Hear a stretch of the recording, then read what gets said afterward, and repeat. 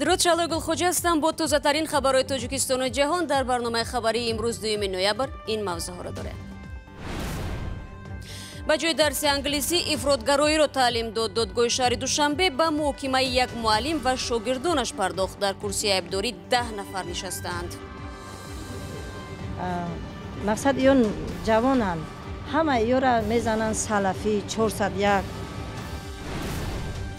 تمرین بر ضد دشمن احتمالی نیروهای ناتو بر آزمایش عظیم نظامی شروع کردند. روسیه برای مشاهده این مشق‌ها نرفت. چنین آزمایش برای آن لازم است که نشان بدهیم ناتو نیروی بازدارنده میماند. تمرین‌های ما برای پیشگیری از مناقشه است، نه برای برانگیختن آن. و قهرمانی جهان به وزن برداران توجیک عیب در آش است یا در ماش؟ مسئولین میگویند آنها شرم می‌دارند. ورزشگران چی؟ در هر یک مسابقه ها مثلا تیاری بینم و اشتراک نه مهم این اشتراک کردن ورزشگر در مسابقه ها میشه. صبح امروز پرزیدنت تاجیکستان با رهبر حزب لیبرال دموکرات روسیه ملاقات کرد. خدمات رئیس جمهوری تاجیکستان میگوید در این واخوری امومالی رحمان با ولادیمیر ژیرینوفسکی مسئول رشد همکاری‌های اقتصادی و بهبود وضع مهاجران تاجیک در روسیه را مطرح نمودند. ژیرینوفسکی 31 اکتبر در رأس یک هیئت 20 نفری وکیلان دومای دولتی به تاجیکستان آمد. در جریان این سفر او همچنین با شکورجان ظهوروف رئیس مجلس نمایندگان تاجیکستان و مهریدین سیروجیدین وزیر امور خارجی دیدار داشت. اما استقبال با شکوه سیاستمدار ملتگرای روس که قبلا با بیانیه‌هایش بر ضد مهاجران تاجیک معروف بود، موج انتقادها را در شبکه‌های اجتماعی برانگیخته است. کاربران مقامات تاجیک را برای چنین میزبانی تنقید میکنند. در شهر دوشنبه بحث دادگاهی یک آموزگار زبان انگلیسی شروع شد که به تبلیغ نورسان برای پیوستن به صف گروه‌های تندرو متهم می شود. این آموزگار ماه ایول امسال و بعد آن دستگیر گردید که 4 شاگردش در راه به سوی افغانستان بازداشت شدند. مرافع دادگاهی پشت درهای بسته جریان گرفت و مولا رجب یوسفی گزارش را در این باره بر پایه صحبت پیوندان عیبدار شونده ها آماده کرد. میناداری به حد در نمازم شکرگزاری میکنیم که همین بچهای گمراه قپیدن. اگر اینا میرفتن هم خیلی گم گور به نشان میشدن. فهمیدی؟ بیبی نابالغ است که با 4 رفیقش با هدایت استاد زبان انگلیسی جهانگیر قاسموف میخواستند از طریق ناحیه شمس الدین شاهین به افغانستان گذشته به گروه‌های افراطی بپیوندند. ایو طرف مال و سیم چوم چی وعده کرده بودن اونجا زندگی خیلی باید انگلیسی معلم انگلیسی بعد با خیلی نوارا داشته تشویقات می‌بردن دوجه خیلی زندگیان دوجه خیلی رفتاران خیلی همه از در همین جراین سود گفتن ما گوش کردیم. این جوانان را نیروهای مبارزه با مواد مخدر ماه ایول همین سال بازداشت کردند. در مرافعه نخستین به گفته نزدیکان معلم انگلیسی اقرار شده است که شاگردانش را به افکار افراطی ترغیب کرده است. چیزایی که می‌بینی مقصد یک جوانای نوجوانان می‌بینید به حد دلت می‌سوزه. مقصد بسیاریش اوت ندارن. مقصد این بچه نه بچه ما یگام چی به نیست. یگام چی گناه نداره. جهانگیر قاسموف زیر نقاب کورس‌های انگلیسی این نابالغان را با ادبیات افراطی شناس کرده است. نزدیکان جوانان میگویند آنها فریب نظر خوردند و هیچ فکر نمی‌کردند که معلم زبان انگلیسی فرزندانشان را به این راه میبرد. من پدر و مادرش از 2 تا خواهرش است. بابای بیبی ابرومند دارد. لیکن الان این فرزند این خیل میکردگی این خیل راه به میرفتگی هیچ کی نمیدونستگی. برای من جانم مامانم رؤوف احمد جان اجازه دادگیم که هوا که تیشش تخص کند مایلش. والدین میگویند جوانان در دادگاه اظهار پشیمانی کرده گفتند آنها را گمراه کردند. مقصد ما مادرها انگلیسی و یورا روی میکنیم. اگه جا میدونیم که هم خیلی تعلیم دینیشون میتین. مثلا ما محترم سودیا از محترم جناب عالی همین کارگرای دولت خواهش میکنیم که مثلا همین بچه‌های یا جوانان مثلا از گناهشون بگذرن. مقصد که گناهشون مقصد ایون جوانان همه ایورا میزنن سلفی 401. مثلا همین ترمورا پرچ دیگه همین سلفی. در مجموع در کرسی عیبداری 10 نفر نشستند. قسم بیشتری آنها با شمول معلم جهانگیر قاسموف به افراطگرایی و باقیمانده برای خبر ندادن به مقامات متهم می شوند. مولا رجب یوسفی، امرالدین عالموف، آزادی دوشنبه. رو می‌آوریم به موضوعهای دیگر. نیروهای پیمانی نظامی اتلانتیک شمالی و یا ناتو در ساحل‌های نروژ تمرین‌های نظامیشان را ادامه می‌دهند. این بزرگترین رزمایش بعد زمان جنگ سرد به حساب می‌رود و در آن هزاران نظامی از ده‌ها کشور جلب شدند. ادامه موضوع از طاهری سفر. دسانت‌های ناتو در ساحل‌های نروژ شیوه‌های رفع حمله‌های دشمن احتمالی را تمرین می‌کنند.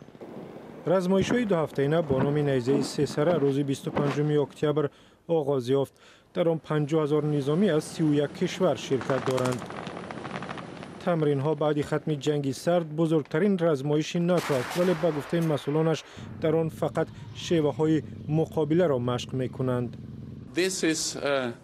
چون این رزمایش برای آن لازم است که نشان بدهیم ناتو نیروی بازدارنده میماند. تمرین های ما برای پیشگیری از مناقشه است، نه برای برانگیختن آن. نمایندگان روسیه را به مشاهده تمرین ها دعوت کردند، ولی مسکو تمرین ها را اغوا برانگیز و ضد روسی نامید. چون این خط مشی به امنیت و ثبات در شرق اروپا و در عموم قاره اروپا مساعدت نمی کند. نیروهای بحری روسیه نیت دارند در آبهای بین المللی در نزدیکی نروژ موشک آزمایش کنند. نمایندگان ناتو گفتند از روسیه عملکرد مسئولانه انتظار دارند. تمرین ها در زمان صورت می گیرد که تنش بین ناتو و روسیه کم نمی شود. از سال 2014 از زمان غصب نیم جزیره کریم از طرف روسیه و حمایتیان از جدایی طلبان اوکراین دو طرف مناسبت خوب ندارند.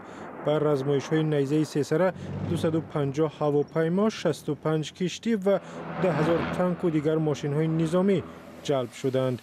نیروها و مهمات را چند پیش از اروپا و آمریکای شمالی آوردند. نگرانی اساسی ناتو این است که نمیتواند مرزهای شرقیش را مستحکم کند. پیامی نیزه 3 سره این است که ما آماده هستیم و به ما دست نرسان. هدف این است که سیاستمداران روس پیش از طرحریزی یگان عملیات نظامی خوب اندیشه کنند. یک ماه پیش از تمرین های ناتو، روسیه رزمایش شرق 2018 را برگزار کرد که بزرگترین در تاریخش شد. در این مشق‌ها 300,000 نفر شرکت کردند. از این پیش در ماه سپتامبر سال 2017 در غربی روسیه در نزدیکی‌های مرز ناتو مشق‌های وسیع مقیاس روسیه و بلاروس صورت گرفت. در آن 10,000 نظامی شرکت داشتند. شما برنامه خبری رادیو آزادی رو تماشا دارید. در روز دوشنبه چناق حرکت نقلیاتی برکش و بزرگ حجم موقتا منع گردید. شرکت ایرس که مسئول نگهبانی این راه است میگوید بارشات زیاد برف باعث اعلان این محدودیت شد. فعلا بعضی قسمت‌های این شهر یخ بسته است. به قول سخنگوی ایرس در چنین هوا نقلیات‌های برکش تنبشوی ماشین‌ها را به وجود می‌آورد. همه ساله با شروع برفریزی حرکت در راه‌های تاجیکستان از جمله روز دوشنبه چناق به مشکل می‌پیچد، هرچند در این راه پولکی از روی معیارهای جهانی باید 24 ساعت روا تامین باشد. راه دوشنبه چناق پایتخت تاجیکستان را با شمال آن می‌پیوندد. اما در بعضی منطقه‌های دوشنبه بارانگری‌های چند روزی اخیر تاثیر خود را گذاشته است. سیلاب را شعلای عبدالله ثبت کرد و گزارش را شادمانی یتیم تقدیم می‌کند.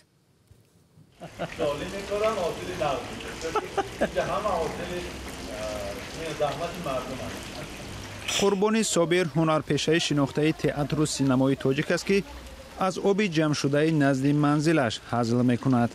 نصف روز 1 نوامبر در محله رحمان نبیوی شهر دوشنبه بعد از باران پی در پی قبور آبگذر بند شده سیل به خانه ساکنان درآمد.